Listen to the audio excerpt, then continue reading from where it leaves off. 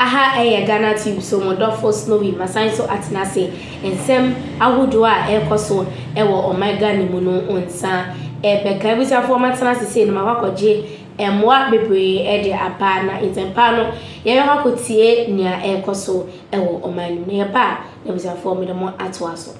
The Ashanti Regional Security Council has established possible linkage between the recent shooting incidents in Kumasi and the Bawku conflicts. Last week, a Kusasi chief of Ashanti region and one other person was shot and killed at Asawasi by unknown assailants on motorbikes. Another shooting incident was recorded at Dominase in the Ashanti region. This resulted in heightened security measures in the region, with snap checks being erected at regular intervals. And speaking on Love FM's morning show this morning, the Ashanti Regional Security Coordinator, Captain Retired John Jabari, says their intelligence indicates some persons in the south of Bawku Decent are being targeted. As you said, you have already narrated what has happened, I think, for the past week or so. The death of the Kusasi chief, followed by the Dominasi shooting incident, then later back to Asawasi again. And we believe that all these killings are interlinked or are connected. Currently, we have put up certain security measures to prevent such incidents from happening. But we have a few leads or follow-ups that we are pursuing. We have almost about 3 or 4 suspects that we are pursuing. But at this time, it will be very difficult for me to give you the names or details of these people because we think that they might flee. But when you go on social media, there are so many talk about young men who are speaking about these things on TikTok, Facebook, that you can even pick up some from them. So we urge the public to help us with some of these details on those who are on social media talking and threatening with these killings at Asawasi. We believe that what happened in Ashaman too might be linked to this same thing about Asawasi. The general background is that it looks like the conflict is leaving Bawku and somehow coming to the southern side, where we have known chiefs or prominent people who are part of the Kusasi or the Mampusi groups, and the conflict is shifting towards that direction. That's the analogy that we are working with. But we believe that these measures we have put in place will curb the sporadic killings now, and will urge the citizens to cooperate with us. We know some of these restrictions infringe on their rights, but they must know that we have a situation to contain. So how did you come to the conclusion that it has links or connections with the Bawku conflict? One, the killings belong to these two same factions, that's the Mampusis and Kusasis who are dead. The charter that we have picked up from the various communications indicating that it's linked to the conflict over there. I think for the past 6 or 1 month, some killings have happened outside Bawku, still related to these two factions who are fighting. So that's the analogy that we are working with. But we are looking at other leads, but this is our main analogy that we are working with. How certain are you, that you'll be able to bring the perpetrators to book, and what is being done to prevent similar incidents as well? Currently, the police, national security, NIB are on the tail of these people. We have sophisticated weapons, sophisticated gadgets that we are using to track some of these people. So I'm telling you that with the measures we are putting in, maybe within this week or next week, we're picking up 1 or 2 people who are linked or related to this.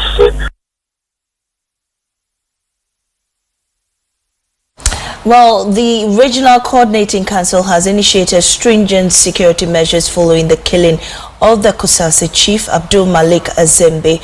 And with that security measures, one of them, no motorbike operation is permitted on the road between 7 p.m. and 6 a.m.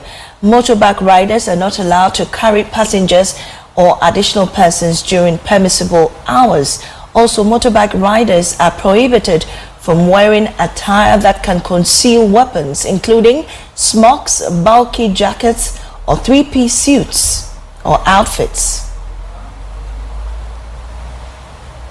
Also, the use of unregistered or unlicensed motorbikes is strictly prohibited. Commuters are not allowed to carry any weapons, whether licensed or unlicensed, in a car or on motorcycles until further notice. There is also heightened police and military visibility. Barriers and random stop and search checkpoints have also been erected in the area. And so those are the stringent measures rolled out by the security or the Ashanti Regional Coordinating Council. The government has announced a shift from peacekeeping to peace enforcement operations in Bawku and other conflict-affected areas, following an escalation in violence over the weekend. In the latest incident, a student of the Bawku Senior High School was pulled out of his dormitory, shot and killed at close range on the school premises by unknown assailants who scaled the wall and escaped. More on the following news desk report. In a statement, government said the Ghana Armed Forces have been deployed to maintain law and order with intensified curfews introduced to protect lives and ensure public safety. Authorities have assured residents that all necessary measures will be taken to safeguard lives and property, while acknowledging the inconvenience the heightened security measures may cause peace-loving residents, including students. Government reaffirmed its commitment to restoring lasting peace and stability in Bawku and surrounding communities. The statement also commended His Majesty Otumfuo Tutu II for his mediation efforts in the Bawku conflict and expressed appreciation to the Nairi and the Zugrana for their support. It noted that their collective efforts had brought the peace process close to resolution before recent killings triggered the need for urgent intervention. In a statement, government said the Ghana Armed Forces have been deployed to maintain law and order with intensified curfews introduced to protect lives and ensure public safety. Authorities have assured residents that all necessary measures will be taken to safeguard lives and property, while acknowledging the inconvenience the heightened security measures may cause peace-loving residents, including students. Government reaffirmed its commitment to restoring lasting peace and stability in Bawku and surrounding communities. The statement also commended His Majesty Otumfuo Tutu II for his mediation efforts in the Bawku conflict and expressed appreciation to the Nairi and the Zugrana for their support. It noted that their collective efforts had brought the peace process close to resolution before recent killings triggered the need for urgent intervention. Still in Bawku, the government has announced an evacuation of educational institutions as well as Nalerigu and its surrounding areas. The move comes after 2 students also of the Nalerigu Senior High School were shot and killed by unidentified gunmen. Here's what's contained in that statement released by government. Statement says, further to the statement issued by the Ministry of the Interior announcing the imposition of a curfew in Bawku, Nalerigu and its environs from 2 p.m. to 6 a.m. effective Sunday the 27th of July 2025 until further notice, government wants to stress that in addition to helping to enforce peace, the curfew is intended to create an environment conducive to the evacuation of all students in various educational institutions in affected areas, some of whom have been unfortunately targeted in the conflict.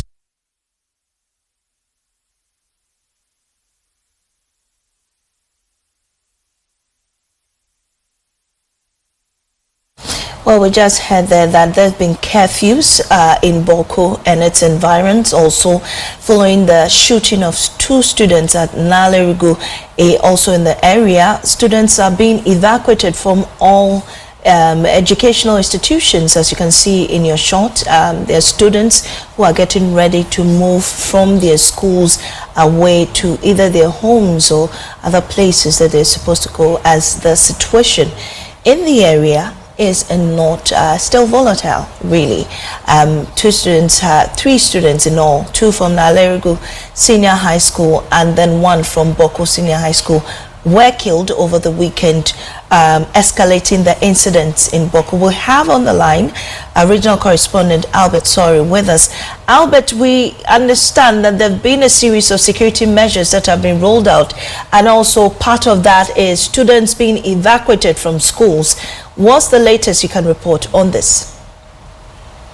Yes, Mami. So what we are learning this morning is that calm has returned to the town, even though there is still tension. About 80 to 90% of the students have been evacuated, according to the MTA when I spoke to him a while ago. The rest of the students are expected to be evacuated latest in the afternoon today. Now, there's also a 2 p.m. to 6 a.m. curfew imposed on Bawku by the Interior Ministry on the advice of the Regional Security Council. That curfew is being obeyed from what we learn. And so those are the measures that have been put in place. A few of the residents that I spoke to are really concerned about what is going on in Bawku at the moment, because, you know, now a lot of them are having to stay indoors, only coming out to get food and to go back. And it appears that they are worried that sometimes when it looks like peace is returning, then all of a sudden there is an escalation. And a lot of them are wondering when the government is going to be able to put an end to all the violence that has been going. Do we know of the arrangements of the WASI? You know, it's just around the corner. Is there any indication how they will be prepared for that exam, seeing they are being evacuated from their schools, or how they are being prepared for the exam? We are trying to speak to the headmasters of the school. We haven't been able to get some of them, the headmasters of the school.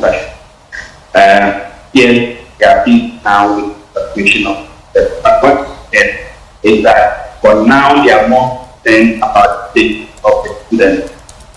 Once they get them home, then they start the way the steps that they can school and what can forward to put them right.